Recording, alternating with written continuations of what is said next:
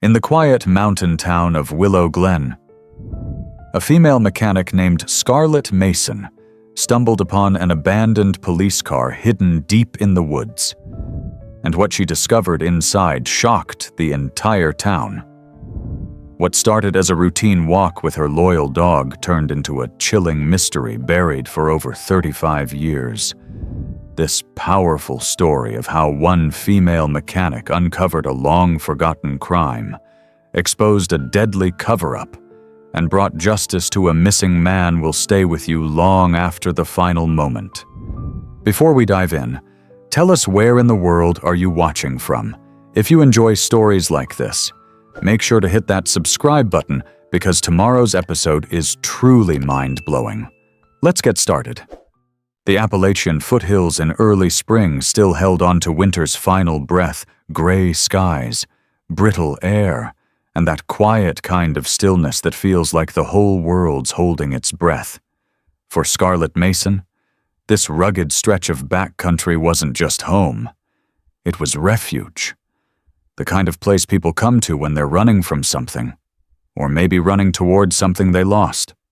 Scarlett, 36, ran her own auto shop just outside of Willow Glen, a forgotten mining town tucked between the hollers and ridgelines.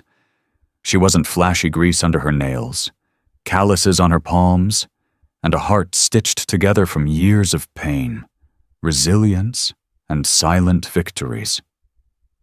After losing her brother in the line of duty and surviving a messy divorce, the only company she truly trusted was Buddy, her 10-year-old mixed-breed rescue dog with a scar over one eye and a soul full of loyalty. Every Sunday, she hiked the old service trails behind her shop, part habit, part healing. But on one fog-laced morning, Buddy suddenly froze near a dry creek bed, his ears perked, nose twitching. Something was buried beneath the brambles, and what they uncovered wasn't just rusted metal. It was a forgotten silence waiting to scream. It wasn't just the smell of rust and damp leaves that made Scarlett's skin prickle that morning.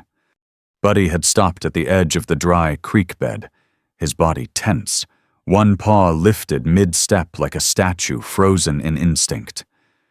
Scarlett crouched beside him, brushing away the layer of dead foliage, and that's when her fingers hit something cold, rigid, and not natural. She cleared more debris, revealing what looked like the corner of a steel bumper, faded blue and white paint, just barely visible through decades of grime. Scarlett stepped back. That wasn't farm equipment. That was a vehicle. More specifically, it was a police car. The back half of it was sunken deep into the earth, half swallowed by time and mud. But the roof still bore the outline of where the siren lights used to be. The insignia was nearly gone, but she could still make out the letters W.G. by D. Willow Glen Police Department. But that didn't make any sense. She knew every vehicle in the small town's fleet. Her shop had serviced most of them. They'd never reported one missing, and certainly not one abandoned out here in the middle of nowhere.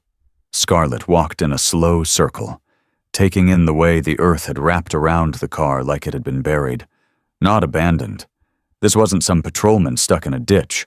This was deliberately hidden. Her heart thudded harder in her chest. She tried the door. Locked. Of course it was. She pulled out a small pry bar from her backpack habit from a lifetime of trail hikes and fixing whatever broke on the go and wedged it between the front driver's window and the weather stripping. With a soft groan, the glass gave way. The smell that hit her was stale and metallic, with the sharp undertone of mildew.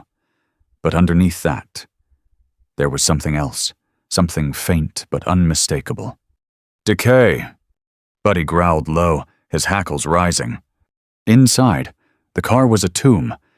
The seats were covered in a thick layer of dust and mold. Papers had melted into the floorboards. The radio had been yanked out. But what caught her attention was the back seat. On the cracked leather, something had stained the upholstery brown and stiff, and soaked deep into the foam beneath. It was blood, old, dried, but unmistakable. Scarlett stepped back, heart hammering in her throat. Her breath came faster, not out of fear, but out of some primal certainty this wasn't just a car. This was a crime scene, and no one had ever reported it. She pulled out her phone, snapped photos from every angle: the outside, the inside, the serial number etched into the dash, the blood in the back seat. Then she stopped. Something was jammed under the passenger floor mat. She reached in and pulled it free. It was an old, scratched evidence bag, the kind the police used. Inside was a burned Zippo lighter, blackened from heat, but still intact. And engraved, just barely visible through the soot, were the initials. DR. She stared at the letters for a long moment. D.R. Deputy Raymond. No, he was still alive and working in town. Detective Raines retired 5 years ago. She couldn't make the connection. But someone, somewhere, would. Scarlett took one last look at the car. There were no plates, no logbook, no weapons, no ID. It was like someone had taken great care to erase the identity of whoever drove it, but not carefully enough. That night, she couldn't sleep. The photograph sat on her kitchen table beside a cup of untouched coffee and a bowl of dry kibble. Buddy hadn't touched. Even he was off. He kept pacing near the windows, nose twitching, ears on edge. Scarlett knew that if she went to the local police with this, there was a real chance they'd try to cover it up. Willow Glen was small, too small. Too many secrets. And whatever this car had been part of, someone had gone to great lengths to bury it. But she couldn't ignore it, not now. She looked at the Zippo again, ran her fingers across the initials. Maybe it was nothing. Maybe it was just an old burnout car from decades ago. But the blood said otherwise. The silence said otherwise. And Buddy's watchfulness told her they weren't alone in this anymore. The next morning, she made her decision. She called Lena, a journalist she once fixed a flat tire for during a storm. Lena had a nose for corruption, a blog called The Underside, and a reputation for digging where others feared to tread. Scarlett sent her the photos. All of them, the car, the blood, the Zippo, and just one line of text. Someone buried this out there. Want to find out who? The email had barely been sent when Scarlett Mason felt it. That uneasy ripple through the air, like the quiet before a thunderstorm. She didn't believe in omens, but she believed in instincts. And Buddy's reaction told her everything. The old mutt wouldn't leave the door. He paced, growled once, then sat, ears perked, eyes fixed on the tree line outside her window like something or someone was out there. Scarlett walked to the back porch, her arms folded tightly across her chest, her breath rising in pale clouds against the morning chill. Willow Glen was silent as ever, but not peaceful. Just too quiet. She hadn't heard from Lena yet. The reporter was cautious, and Scarlett respected that. But still, something about this entire situation was off. The buried police car, the dried blood, the Zippo with the initials DR. The fact that no one had come looking for it all these years, none of it made sense. And it was about to make even less. That night, around 2:13, Buddy started barking. Not loud, not frenzied, just one low, steady bark like a warning sent straight from his chest to Scarlett's spine. She slipped out of bed and moved to the window, keeping the lights off. Her truck sat parked near the barn. The shop was locked up tight, but the gate? Open! Scarlett's breath caught. She reached into the nightstand, pulled out her father's old Smith & Wesson revolver not loaded for drama, but because you didn't grow up a woman running a garage in rural Appalachia without learning how to handle yourself. Buddy stood beside her like a shadow, his body still, his eyes locked forward. She opened the back door slowly, listening for movement. The wind rustled through the trees like it always did, but beneath that, something else. Footsteps. A soft, metallic clink. She stepped onto the porch. Her boots hit the creaking boards, loud in the silence. She scanned the property with her flashlight. Nothing. Then, something glinted on her work table. Scarlett moved cautiously toward it. There, stabbed straight into the center of the wood, was a knife, a hunting blade, long and wide, handmade with a carved handle of bone or antler, embedded deep, still quivering slightly from the force with which it had been driven.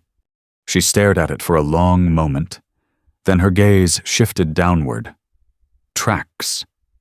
2 sets of boot prints, one heavy, one smaller leading right up to the table, and back out toward the woods.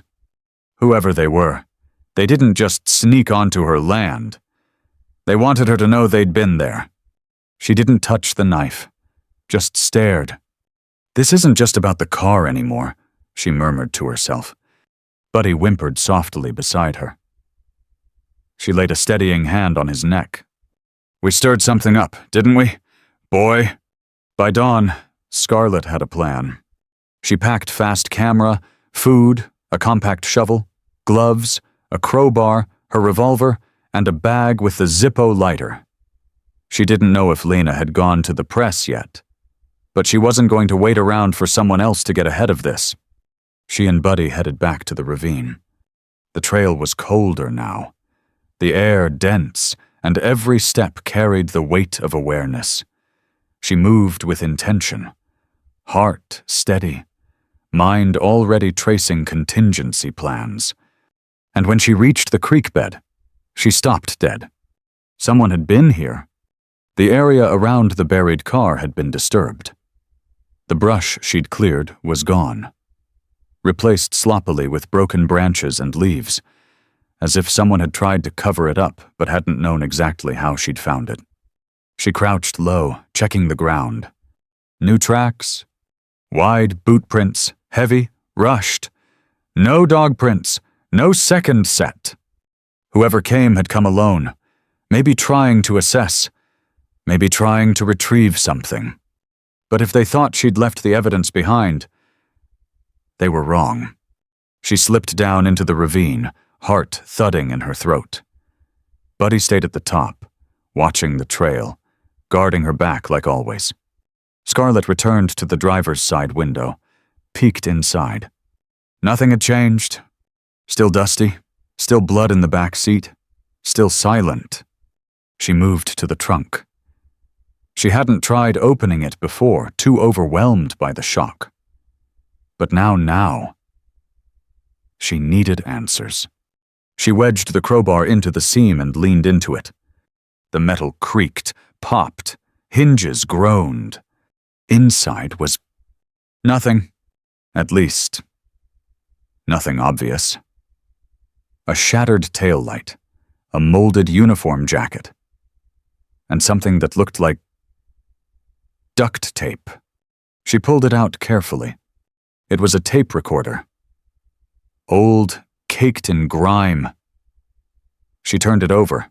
The tape inside was labeled in red marker R178, 04-1987, D. Touronsur. Scarlett's hands shook. She tucked the recorder into her bag just as Buddy let out a sharp bark from above. Showtime, she whispered. She scrambled up the embankment just in time to see a black SUV turn off the main trail and stop at the edge of the woods. The engine didn't shut off. Scarlett ducked low in the brush.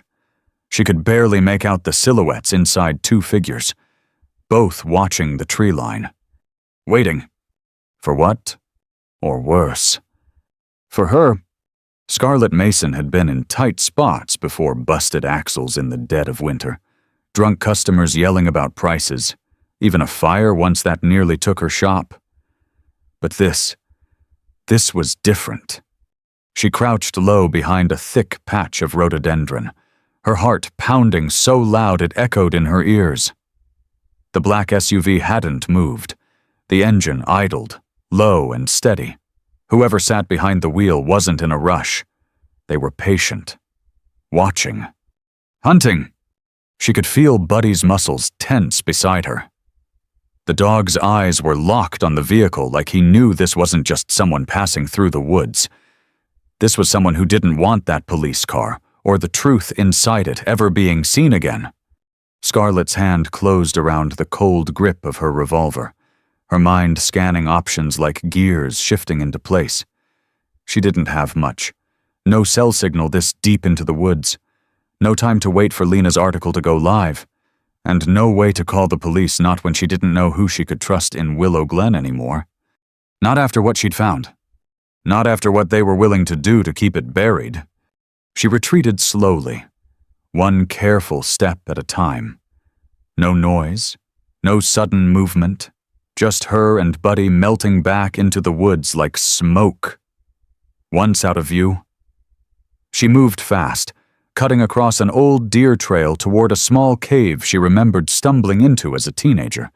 It was no more than a crack in the hillside. But it would hide her for now. Inside, the air was cool and damp. She lit a small LED lantern and pulled out the cassette recorder from earlier. Dust flaked off the surface as she opened the player, heart in her throat. She pressed play. A hiss. Static. Then, voices. This is Deputy Daniel R. Timestamp. April 19th, 1987. Transporting subject from holding to off-site for protective custody. Another voice, sharp, scared. "You can't do this, man! You said you'd get me out! You promised!" Then silence. A scuffle. Raised voices. A single gunshot. Scarlet flinched.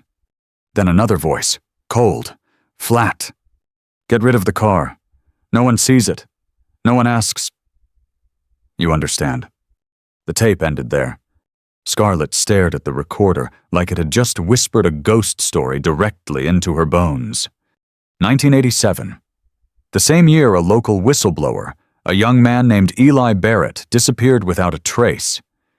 He'd worked for the town's zoning office. Rumors had always swirled around his name that he'd uncovered illegal land deals, payoffs, a dirty cop or two. But then he vanished. No body, no investigation. Until now. Her hands trembled as she pulled out the Zippo lighter again. Our Deputy Daniel Rivers. Now retired, now rich, now running a construction company that had bought up half the county. It clicked. The hidden police car, the bloody back seat, the Zippo, the tape. It was all part of a cover-up, a murder, silenced by power, buried with government vehicles in forgotten woods. Scarlet had just ripped the lid off a 35-year-old secret. She knew she had to act and fast. Back at her shop, she still had a satellite modem she used for diagnostics when storms knocked the power out. She could get a signal from the cave if she found the right angle. She pulled the gear from her pack, fingers flying over buttons as she set up her makeshift uplink.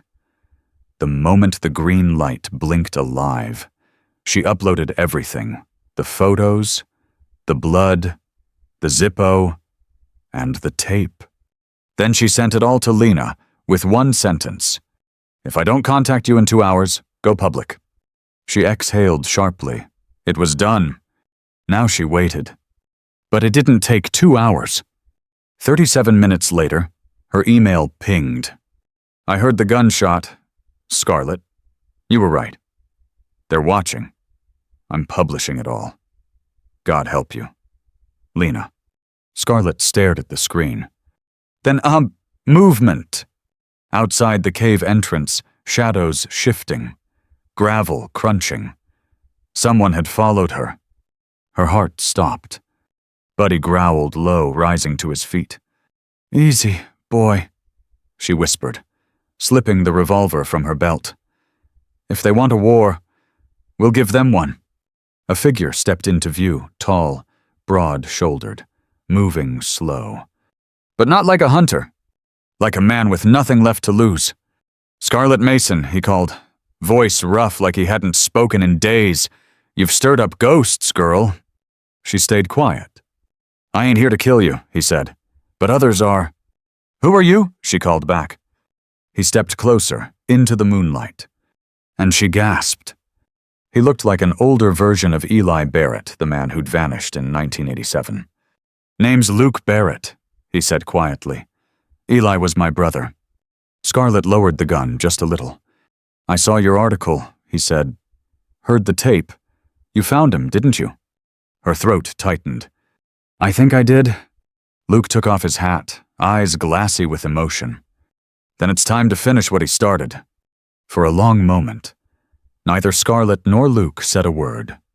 The Appalachian night wrapped around them like a heavy coat, silent except for the distant rustle of wind through the trees and the slow, steady breathing of Buddy, now standing between them like a silent witness. Scarlett's fingers loosened on the grip of her revolver. I thought Eli was an only child, she said quietly. Luke shook his head. He wasn't just smarter than me, louder, braver. He paused. He was the kind of man who believed the truth mattered more than his safety. And it got him killed.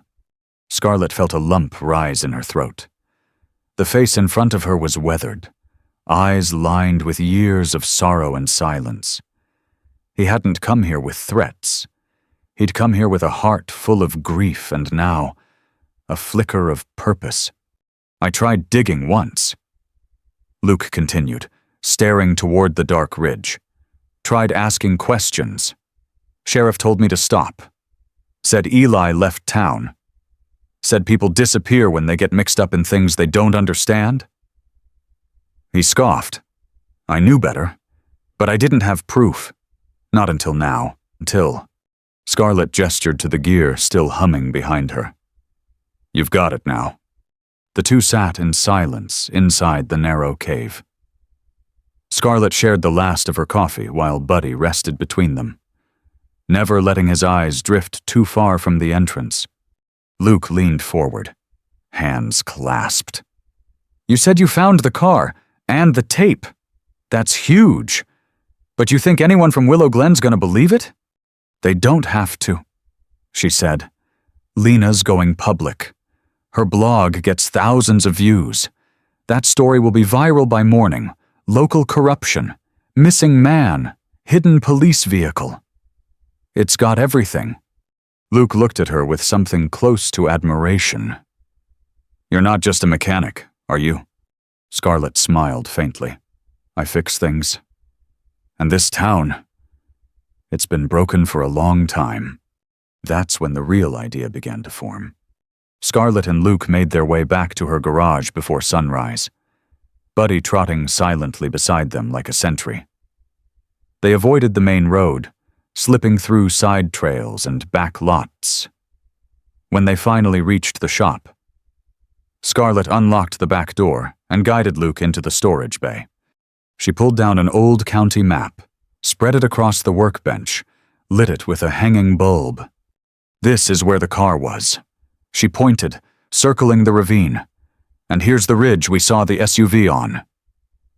She paused, thinking. They were watching the road, not the trail. That means they don't know about the cave. Luke studied the map, then jabbed a calloused finger on another location. My family used to own this patch, just outside of town. It backs into state land. Deep enough nobody will follow us. We could hide out there if it gets worse. Scarlett nodded. Good. But hiding's not the plan. What is... She looked at him, eyes sharp, determined. We don't wait for justice anymore. We deliver it. The plan came together quickly. Luke still had contacts from his younger days, people who didn't trust the law but respected Eli. Scarlett had her skills, her shop, and a garage full of equipment that could be repurposed for more than fixing carburetors. And Lena had the audience, They'd form a triangle: Luke, the legacy; Scarlet, the catalyst; Lena, the voice. That morning, Lena's article went live. Headline: Murder, Memory, and a Mechanic. The secret buried in Willow Glen. Subheadline: An abandoned police vehicle. A 1987 disappearance. A voice that refused to stay silent. It exploded. Within an hour, national forums picked it up. Local residents started sharing old rumors online. A retired dispatcher anonymously confirmed that a cruiser went missing decades ago, but was never investigated. Someone else uploaded a faded photo of Eli Barrett from 1986, standing in front of the zoning office, smiling, full of life. Scarlet read every comment, her heart a battlefield of hope and dread. Then the phone rang. A voice she didn't recognize. Deep, professional. Miss Mason. This is Special Agent Reed from the FBI's Knoxville field office. We've seen the report. We need to speak with you immediately. And we're sending someone to watch your property, just in case. Scarlett's hand tightened on the receiver. Finally. Luke, who had been pacing nearby, stopped. That them. She nodded. They're coming. And this time, they're on our side. That night, they returned to the ravine one last time. Scarlet walked down into the hollow with the flashlight. The car was still there, still rotting in silence, but no longer forgotten. She placed a single sunflower on the roof, one she'd cut from the edge of her shop that morning. For Eli, she whispered. Luke stood behind her, hands clenched. We finished this, he said. Scarlet turned, her voice low but fierce. No, we start something. By the end of that week, Scarlett Mason was no longer just the woman who fixes cars outside town. She was the one who cracked open a 35-year-old murder cover-up. The woman whose dog found the car. The mechanic who wouldn't shut up, back down, or stay quiet. And for the first time in years, she didn't feel alone. The FBI had rolled into Willow Glen like a slow-moving thunderstorm, quiet at first, then rattling every dusty cabinet of the local government. Files reopened, names questioned, subpoenas served. Scarlet watched it all happen, not with fear, but with resolve. She had stepped into this storm by accident. But now, she owned her place inside it. It started small. A knock on the door of her shop. A woman in her 60s, clutching an old photo. My son used to work with Eli. She said, he always said there was something wrong with the way he vanished. Thank you for not letting him disappear quietly. Scarlet didn't know what to say. She just nodded, tears building behind her eyes. That same day, 2 teenagers came by with their pickup. Brakes are shot, they said. But we heard what you did. Our mama says you're a hero. She smiled not because she believed it, but because they did. That night, she stood out behind the garage, staring at the stars. Buddy lay at her feet, breathing softly. Content. The chaos was far from over. But something inside her had shifted.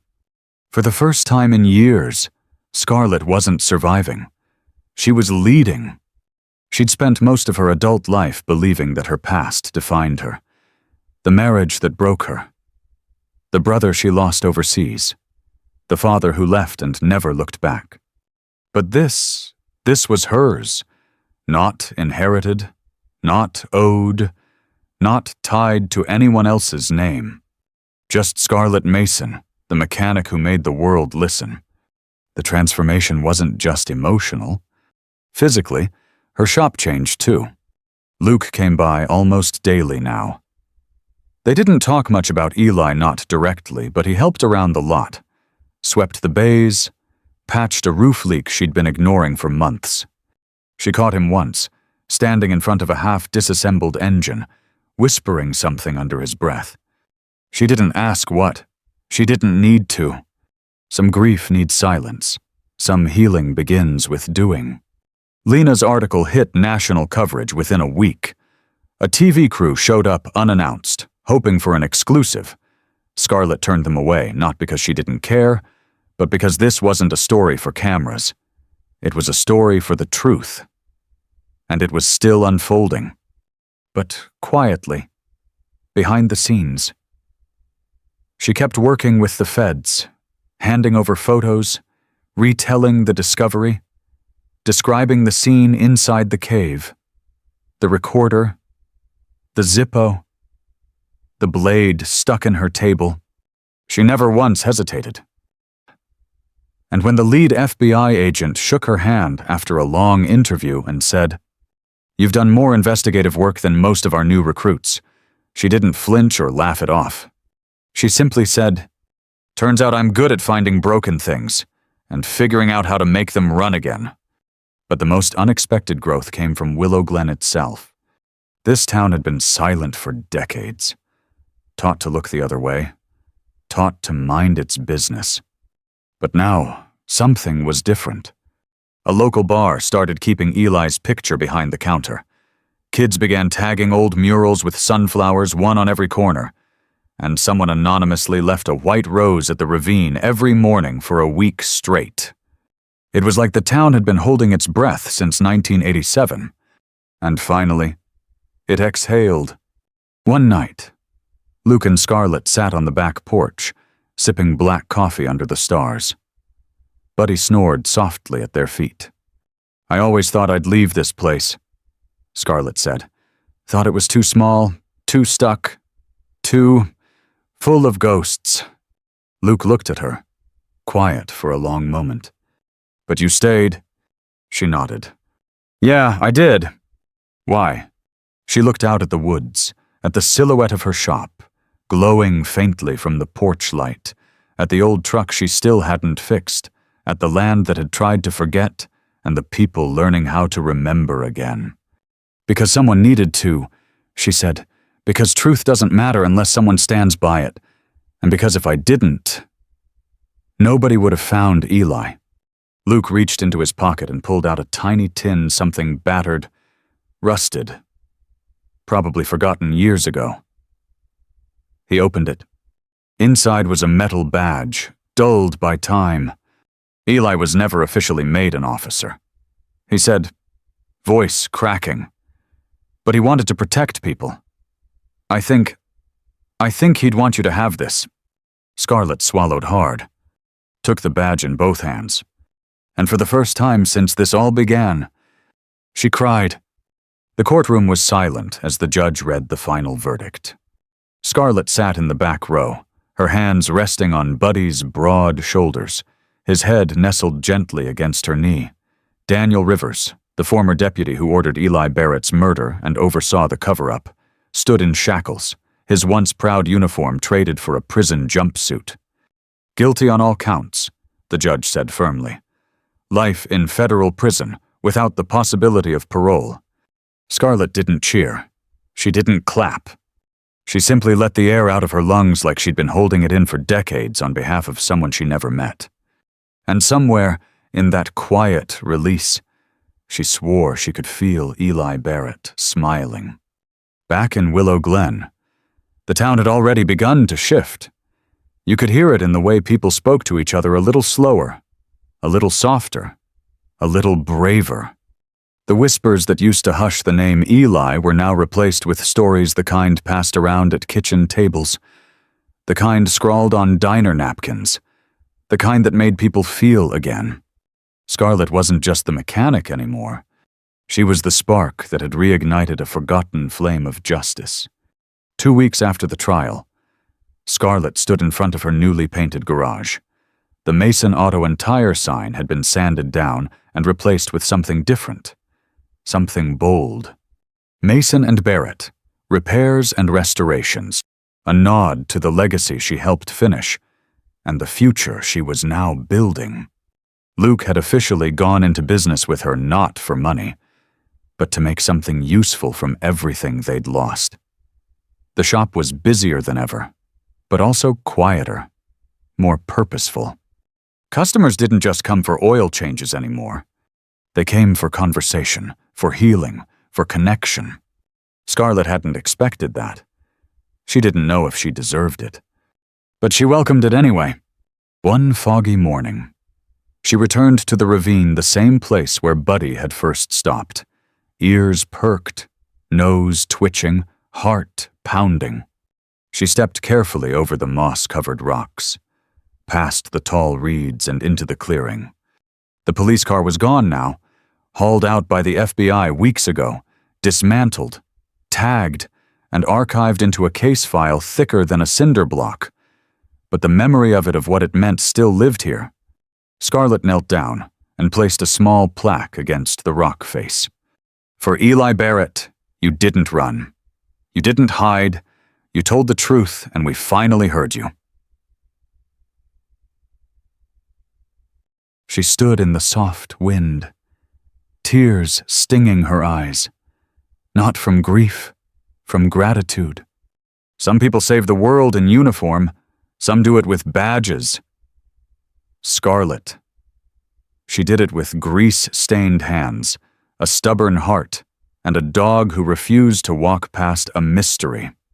As summer rolled in, life didn't slow, but it softened. Scarlett started holding free classes on weekends for young women in town, teaching them how to change oil, patch tires, and diagnose engines. At first, only 2 girls showed up, then 5, then a dozen. "Why are you doing this?" one of the girls asked. Scarlett smiled, wiping her hands on a rag. "Because knowing how to fix things makes you less afraid to break them."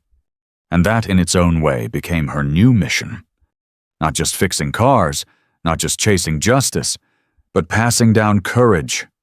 Buddy grew a little grayer around the muzzle that year. He didn't run quite as fast, and he slept a bit more. But he never left her side, not once.